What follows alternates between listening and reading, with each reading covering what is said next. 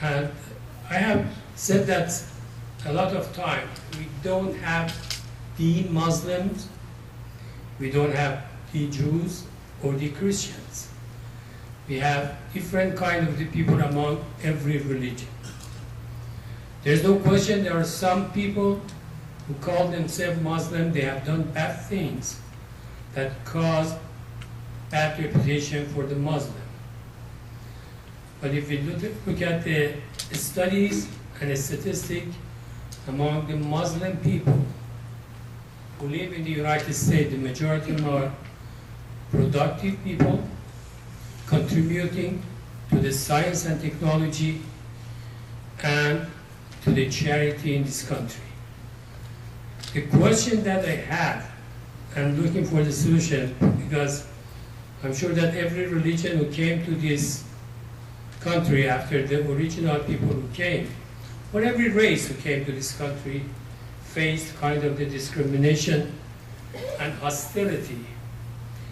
I want to ask my distinguished panel to discuss the Islamophobia and their past experience in their own religion and what they think is the solution. Father Alexei.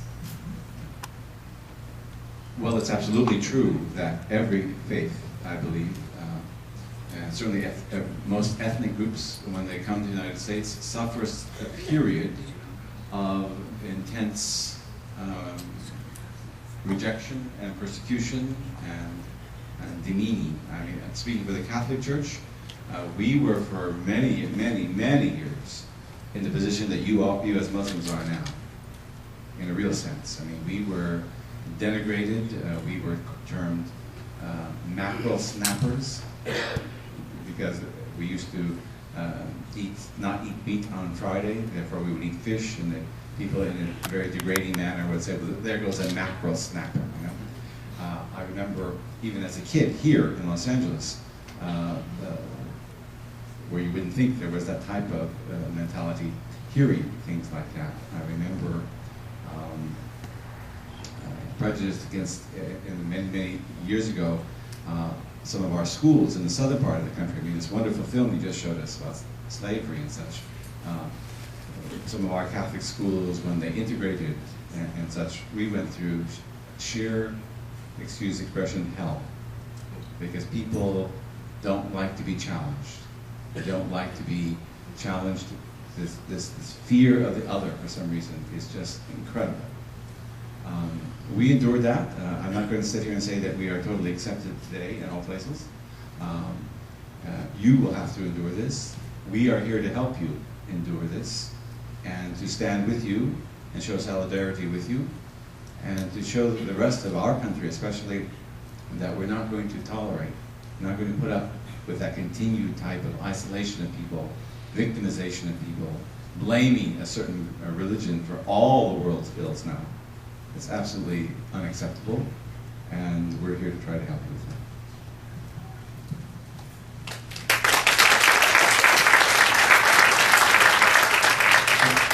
I don't have any solutions. I'm with you.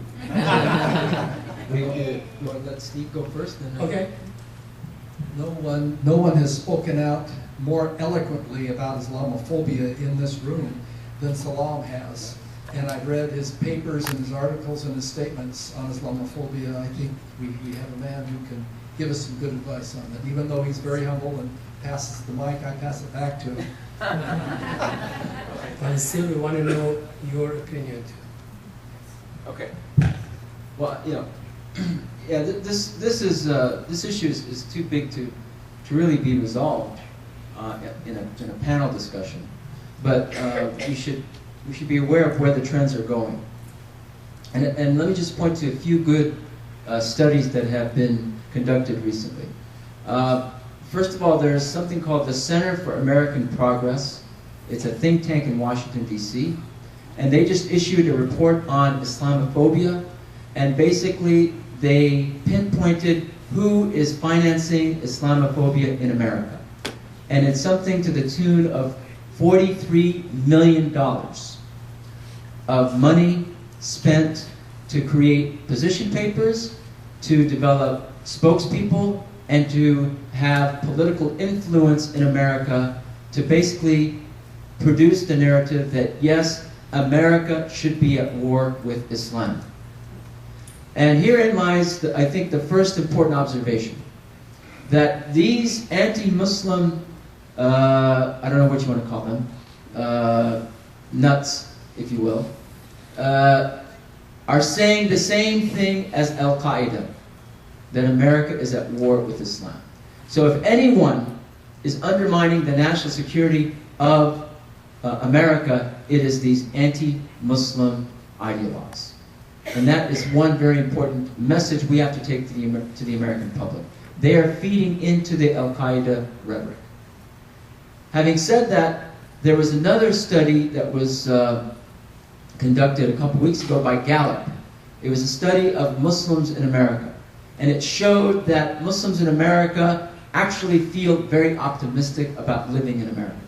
So we have to really put things in perspective that, yes, the political arena is filled with venom and filled with anti-Muslim sentiment, but in terms of our daily lives, especially those of us who have good jobs and went to good schools and live in good neighborhoods, all in all, we feel that America is our home. America is our home and is going to be that way, and anyone who wants to say otherwise, we will confront that individual or those groups. And we are here to protect America and to defend the Constitution, and that's exactly what the Gallup study indicated. Those who identified most with Muslims actually were Jewish Americans. It showed there was a 90% identification of Muslim American issues by Jewish Americans themselves. Those who did not were mainly Protestants to a large extent, and Mormons, because I think within the Mormon community, and Steve and I were talking about that, there is still very much a right-wing mentality within with people who are active politically in that community. And so the right-wing blogospheres that create this sense of Islamophobia are really creating this divisiveness within America. And therefore, we as Muslims have to frame the issue of Islamophobia not as a Muslim problem, but as an American problem. It is a problem when a group, a very small group, but influential group of individuals are trying to hijack America and hijack its Constitution and suppress civil liberties against anyone that speaks out against them. They are targeting Muslims because we are the easy targets politically. That's all there is to it. They believe in an America that is exclusive to their club. And the rest of us are visitors, or we are nuisances that should be dealt with. And after Muslims, they do the same thing to Latin Americans, and after Latin Americans, they do the same thing to African Americans, and to Mormons. As soon as Mitt Romney it becomes the front runner in the presidential election, guess what is the big issue? His Mormon background. That's the issue. And they attack him because he is of Mormon background. So it is an exclusivist club, and that is how they're trying to define America. The rest of us, and this is why interfaith work is so important, it's not about just coming together and talking theology, but talking about real issues. The rest of us believe that America is a pluralistic society, and we are working for enriching its pluralism and defending civil liberties for all people, regardless of faith or ethnic background or political view. And so that is where our standing is. And they will attack President Obama because he is an African American who has family members who are Muslim. That is why they are attacking President Obama. I'm not talking about the policies. We can get into a policy discourse later, but these anti-Muslim xenophobes, these xenophobes are against anyone that represents something different to what they believe should be in control of the White House. That's why they believe their country has been taken over by heathens. That's why they believe they have to take their country back, quote unquote. So the 2012 elections is going to be a big issue in terms of dealing with Islamophobia and dealing with xenophobia. And that is why we, in this room, have to be more involved, not just in the mosque, but now speaking out in our neighborhood clubs, in our local newspapers, in our media, in our schools, everywhere. Because if we don't speak out, they have the financing to speak on our behalf, and they come to define us. One last point. We took 30 young Muslims to Washington, D.C. And in that trip, all 30 had a transformation to say, we want to be more civically engaged in terms of public policy. So now these 30 people are going back to their local cities, and they will be civic leaders. That's what we in the Muslim community need to produce. Not leaders for the Muslim community, but leaders for America. And that will be our civil rights challenge. So we did that. Now, the president himself called MPAC. He called our DC director, Haris Taran. He thanked him for bringing young Muslim leaders to Washington. And he thanked him for working along with the rest of Americans in making sure our country is secure and safe. And so Harris went to the White House iftar, and he decided to get a basketball signed by Hakeem Olajuwon that said, "Happy 50th birthday, Mr. President, Ramadan Mubarak." And the president accepted the gift in the White House. And so, even though the situation looks gloomy, let me be the first, hopefully, to make you aware that we Muslims in America are making strides in being accepted in American pluralism. That's why the xenophobes are scared, because we are a new group within the discourse of American policy and what is in the best interest of America. That's what they fear, our participation in American public discourse. And that's what we should make sure that we should do more of, because then we have friends like Father Alexei and Steve Gilliland and Sheriff BACA and everyone here today, because united we will stand, united we will make a stronger America. United we will make Islam, will make America the home for Islam, not just the Middle East and South Asia, but America becomes a home for Islam as well. Thank you.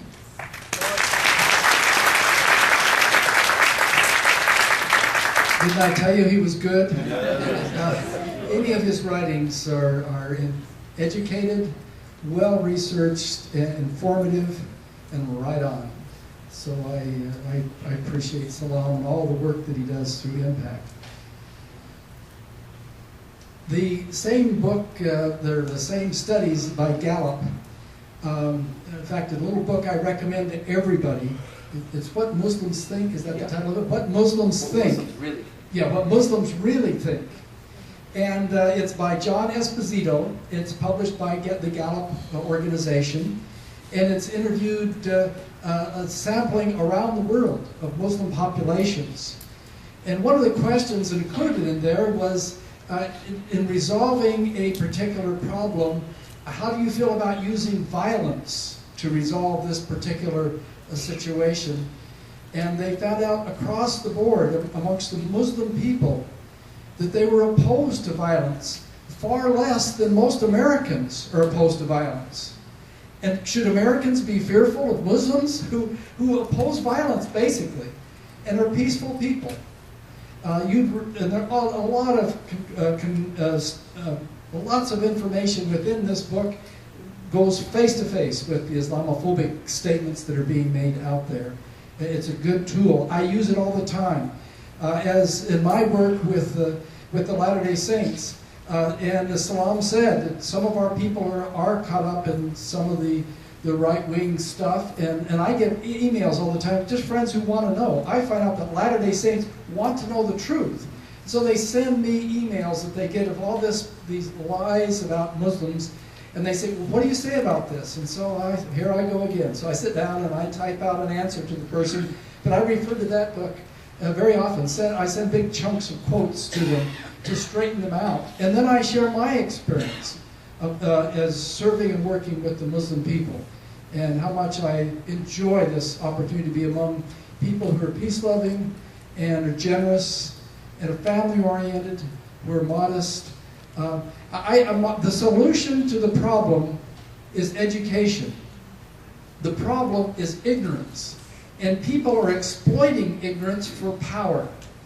not only politicians, but certain religious leaders try to exploit the fears of people to get people to send them money, and that they will protect them and they will pray to God for them to help protect them against the Muslim people.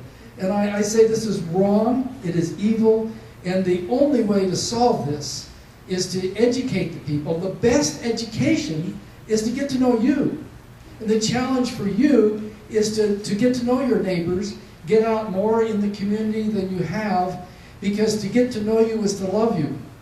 To get to know the qualities that are part of your faith, because they see the good that's there. Last night, I had dozens of Latter-day Saints say to me, thank you for we're having this. I didn't organize it, but I was privileged to be there.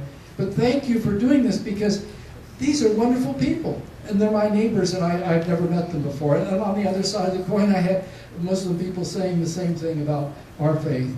And Mormons, as Salam has said, are under attack by these same people who are trying to promote fear out there in order to get their way. And I say, let's get out and get acquainted. The beginning, let's start with our youth. Last month in Orange County, a food drive was organized by the Muslims and the Mormons. And it was handled by the youth in Orange County from both sides. And what happened was that they went to the different markets in Orange County, and as people came in the door, there was a Mormon and Muslim youth outside, and they were passing out flyers that said, we're helping the food bank of South County Food Bank, and we need these items. And so the people would take it in, and they would bring out the items that were left with the youth, and the youth were able to talk while they were there, and then they sorted all these food items that came in.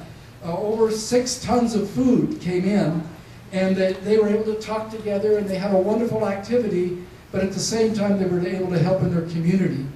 And we need to generate these kinds of interfaith, not just Mormon and Muslim, but Jewish and Muslim and Catholic and Muslim and other organizations, especially getting to our youth, because they're the future leaders of tomorrow. And some of us old codgers, it's hard for us to change our points of view, but the youth are still open. So I think that is the solution to the problem. But it will take a lot of work and dedication on our part. And we're willing to help.